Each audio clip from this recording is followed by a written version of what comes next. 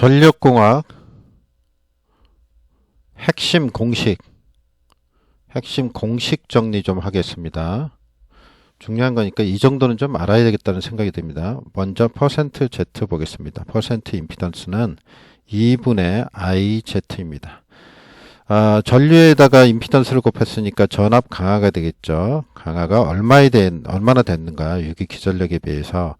그러니까 100분위로 나타내려니까 100을 곱해줘야 되겠죠. 그 다음에 이거는 이제 다 아는 거고, 그죠? 그 다음 공식이 중요하죠. 요거는 PZ 나누기 10V 제곱입니다. 여기서 P는 킬로볼트 암페어고요. Z는 뭘까요? 옴이고요. V는 킬로볼트입니다. 그리고 요거는 상전압, 선전압 상관없이 쓰면 됩니다. 요걸 이제 외우는데 저는 이렇게 왔습니다. P자 열판, V자가 판 비슷하게 발음 나죠. 두세요. 자, 이게 2가 주세요. 두 발음 비슷하게 나죠. 자, 이렇게. 하여튼 뭐 여러 가지 방법을 써서 꼭 외워야 되겠습니다. 그 다음 가보겠습니다. 그 다음에는 이제 선로정수인데요. 선로정수. L 값입니다. L 값은 어떻게 구하냐면 0.05 플러스 0.4605의 로그 하기를 R분의 D가 이렇게 되죠. 그리고 이게 미리 헬리고요. 킬로메타당입니다. 이렇게 계산을 하고요. 그 다음에 요거 R은 소도체 간 거리, 소도체 반지름. 그 다음에 D는 소도체 간 거리를 얘기합니다. 그리고 여기 이제 만약에 복도체일 경우는 여기를 n으로 나누고요. 0.05를요. 여기 R분의 D 부분이 어떻게 하면 등가 반지름분의 등가 선간거리로 갑니다. 그래서 여기 어떻게 되냐면 여기가 위에가 D 다시가 되고 아래는 n승근 루트에 R 곱하기 D의 n-1승이 됩니다. 요 기억을 하셔야 되겠습니다. 여기서 이제 등가 선간거리인데 이게 등가 선간거리, 그러니까 평균 거리를 나타낸 거죠. 이게 이제 삼각배열일 때는 어떻게 하면 D가 되고요. 이제 만약에 수평배열일 때 수평 일렬로 늘어섰을 때 3승분 루트 2D가 되고요. 만약에 요게 사각배열이다. 사각배열이다 그러면 6승분 루트 2D가 됩니다. 그래서 이거를 알고 있어야 되죠. 그 다음에 이제 C 값을 알아보겠습니다. 선로정수 중에 지금 뭐 하고 있는지 알죠? 선로정수가 뭔지 RLCG를 얘기하는 거죠. 송전에 있어서 정전 용량 보겠습니다. 정전 용량 이것도 기억을 하세요. 0.02413 나누기 로그 R분의 D 이렇게 해서 아까 봤던 거하고 똑같아요. R분의 D 이거는 그 다음에 마이크로페럿이고요. 킬로메타당 이렇게 됩니다. 그래서 이거를 기억을 하시기 바랍니다. 만약에 여기가 복도체일 때는 여기가 등가 반지름, 등가 선간 거리를 써야 되겠죠. 아까처럼. 그 다음에 넘어가겠습니다. 그 다음 넘어가서 전선이 흔들리죠. 흔들린다. 그래서 언제 많이 흔들리냐 이런 얘기인데 전선이 가벼울수록 그 다음에 직경이 클수록 그 다음에 경간이 클수록 넓을수록 많이 흔들리게 됩니다. 이거를 또 이제 고유 진동 주파수라 그래서 FC라 그래서 공식인데 2L분의 1 루트에 TG에 W가 됩니다. 그래서 이 공식을 기억했는데 L은 루프의 길이를 얘기하는 거예요. 길이를 얘기하는 거고 T는 장력을 얘기합니다. 장력을 얘기하고 G는 중력 가속도인데 9.8이죠. 이걸 대입을 하면 되고 W는 무게입니다. 그래서 저는 외울 때 이렇게 외웠습니다. 1, 2로 오세요.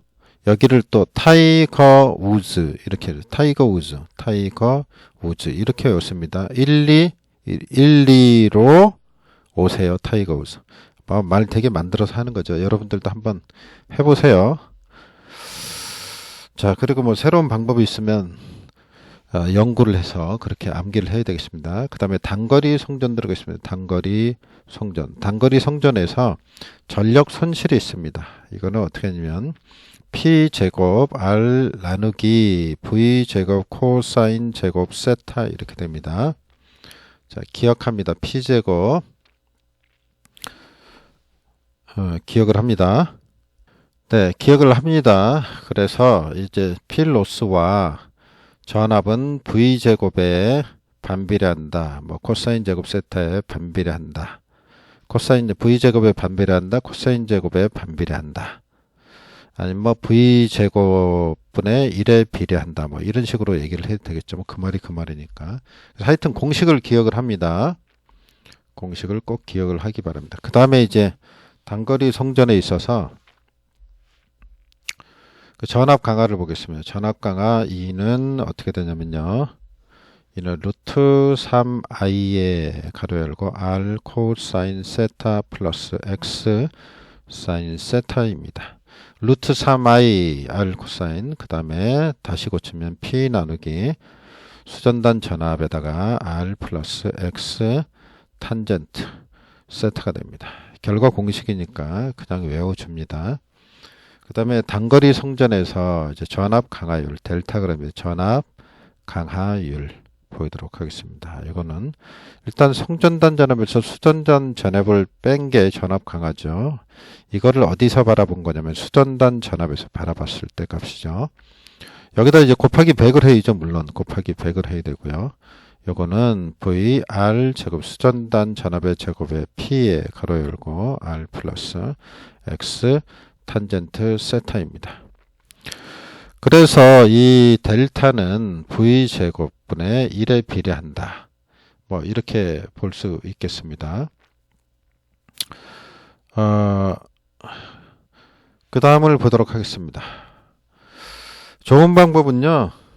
매일 한 번씩 쓰는 거예요. 그러면 외워집니다. 한 보름만 해보세요. 자, 그 다음에 이제 단락 전류인데요. 고장의 해석입니다. 고장 해석. 단락 전류는 어떻게 되냐? 요거는 이제 임피던스 분의 2가 되고요. 요 임피던스 값은 어떻게 계산하는지 알죠? 시력값이니까 R 제곱 플러스 X 제곱하면 구할 수가 있고요.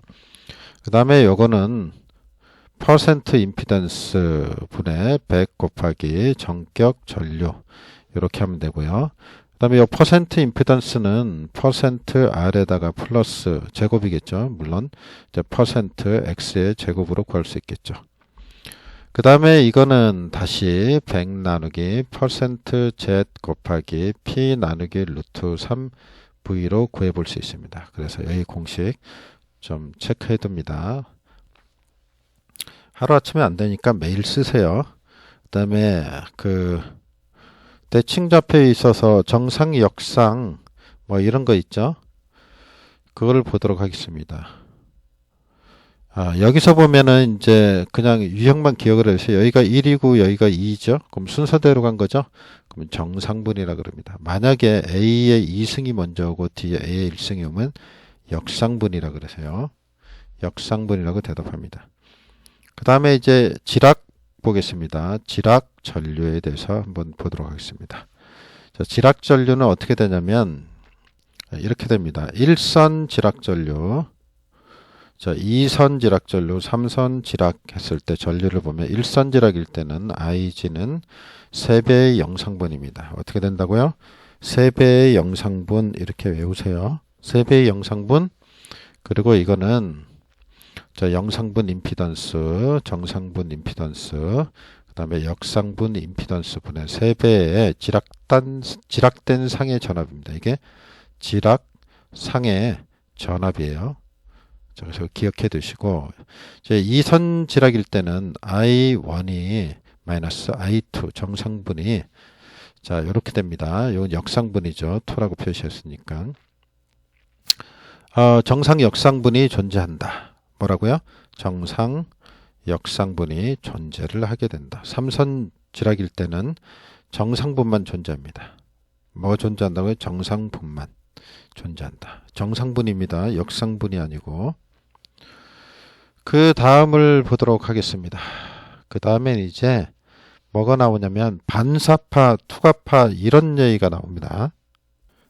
그 다음에 이제 전선의 접속을 좀 보겠습니다. 전선 접속에 있어서 예를 들어서 이제 그 절연전선이 있고요. 절연전선이 있고 여기 이제 케이블이 있다고 보겠습니다. 그러면 이제 이 절연전선이 가지고 있는 임피던스를 Z1, 케이블이 가지고 있는 걸 Z2라고 할 때 우리는 여기서 E1이 이렇게 오다가 이제 되돌아가는 게 있습니다. 이거를 이제 E1은 이제 이거 뇌파라고 보면 되겠습니다. 뇌파가 이렇게 들어오다가 이제 여기를 변곡점이라 그러죠. 변곡점. 여기를 변곡점이라 그러는데 변곡점을 만나면 여기서 이제 일부는 되돌아가게 됩니다. 되돌아가는 걸 E2라 그랬을 때 그리고 이제 통과해서 이쪽으로 가는 걸 E3라 그러겠습니다. 이거를 한번 보도록 하겠습니다. E2와 E3를. E2는 어떻게 구하냐면요. Z1 플러스 Z2분의 바꿉니다. Z2 마이너스 Z1 이렇게 합니다. 외울 때 이렇게 이제 서로 엇갈려 있죠. 그래서 그걸 생각을 하시면 될 것 같고요. 그 다음에 여기다가 물론 이제 들어온 파를 곱해야 되겠죠. 그 다음에 E3는 어떻게 되냐면 E3는 Z1 역시 Z2를 곱하고요. Z2의 2배가 됩니다. 2배. 그래서 이제 들어온 이 뇌파에 대해서 입사파라 그러죠. 입사파. 이제 입사파에 대해서 이제 이런 비율로 이제 된다 이런 얘기입니다. 그리고 이제 무반사 조건이 있습니다. 무반사. 반사가 안 되려면 어떻게 되냐? Z1하고 Z2가 임피던스가 같으면 된다. 여기까지 정리를 하면 되겠습니다. 그 다음에 이제 빙설하중으로 가겠습니다. 빙설하중, 이제 풍합하중. 요거에 대해서 한번 보도록 하겠습니다. 빙설하중은 어떻게 되냐면 WC라고 그러고요. 이제 저온계에 있어 쓰는 거죠. 저온계. 눈이 오죠. 눈이 내려요. 저온계에서 빙설하중은 어떻게 되느냐?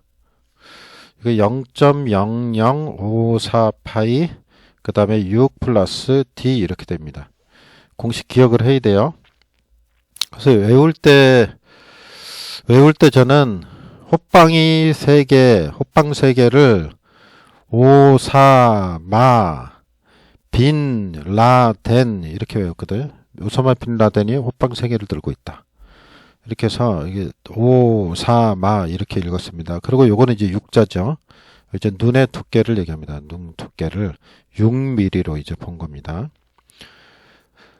그래서 이렇게 좀 외워주세요. 그리고 D는 이제 전선, 바깥 지름을 얘기하는 겁니다. 바깥 지름.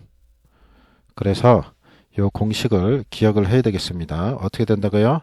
자, WC는 0.0054마 빈 라덴. 네, 이렇게 외워주시기 바랍니다. 그리고 이 0.057 이거는 계산을 하면은 0.017 정도가 나온다고 그럽니다. 같이 기억해 두면 좋겠고요. 그 다음에 이제 풍합하중을 보겠습니다. 풍합하중. 이제 풍합하중은 빙설이 적은 지방, 그다음에 빙설이 많은 지방 이렇게 나눠보겠습니다. 빙설이 적은 지방에서는 풍합이죠. 바람에 의해 생기는 거. PKD 한 다음에 곱하기 10에 마이너스 3승하고요. 킬로그램 퍼 메타로 합니다. 킬로그램당 걸리는 이제 메타당 걸리는 걸 얘기를 합니다. 그래서 여기서는 이제 요거는 P는 풍합을 얘기합니다. 풍합. K는 표면계수라 그래요. 표면계수. 그 D는 지름입니다. 지름. 그 10에 마이너스 3승을 한 건 이제 킬로그램으로 이제 고치다 보니까 그렇게 된 거고요. 그 다음에 요게 이제 빙설이 많은 지방에서는 어떻게 하냐면 P에다가 K에다가 D에다가 플러스 11을 합니다. 이제 12mm죠. 이거 눈의 두께를 얘기하는 거예요. 여기다 곱하기 역시 10에 마이너스 3승 한 다음에 킬로그램 퍼 메타 이렇게 계산을 하게 되겠습니다. 그리고 이제 우리가 풍합하정하고 빙설하중을 이제 배웠고, 그 다음에는 이제 합성하중을 보겠습니다. 합성은 두 개를 합쳤다는 얘기죠. 합성하중은 어떻게 계산하냐면, 일단은 자중에다가요, 플러스 WP 풍합하중에 제곱을 합니다. 벡터도를 이제 계산을 이제 그려서 이제 계산을 한 거죠. 그래서 WI의 제곱, 이건 자중입니다. 자중. 자중은 전선 자신의 무게, 전선 자신이 가지고 있는 무게를 뜻하는 겁니다.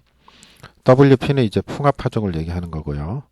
그래서 루트를 붙여서 계산을 하고, 그 다음에 이제 부하계수란 말이 나옵니다. 부하계수. 전선의 부하계수란 얘기는, 전선 부하계수란 얘기는 자중분해, 전선의 자중분해 합성하중입니다. 합성하중. 그러니까 어떻게 써야 되겠어요? 이거를 자중은 WI고 합성은 어떻게 돼요? WI의 제곱 플러스 WP의 제곱 이렇게 쓰겠죠. 그래서 이걸 뭐라 그런다고요? 전선의 부하계수라 그런다. 만약에 눈이 오는 지방에서는 어떻게 될까? 그럼 이걸 어떻게 고쳐보죠? 합성하중은 어떻게 했냐면요. 이렇게 했죠. 자중분해, 그러니까 자중이 WI고, 그다음에 루트 안에 이 자중에다가 플러스, 그 다음에 빙설하중을 더해야 되겠죠. 눈이 있는 건 눈 부분을 더해야 되니까 제곱 플러스 WP의 제곱, 이렇게 나타내면 되겠습니다. 여기까지 이제 풍합 이제 하중, 빙설하중, 이런 걸 좀 우리가 알아봤습니다. 여기까지 하고요. 좀 쉬었다 하죠. 지금 좀 더 해야 될 것 같아요. 한꺼번에 끝내려고 그랬더니. 잠깐 휴식하겠습니다.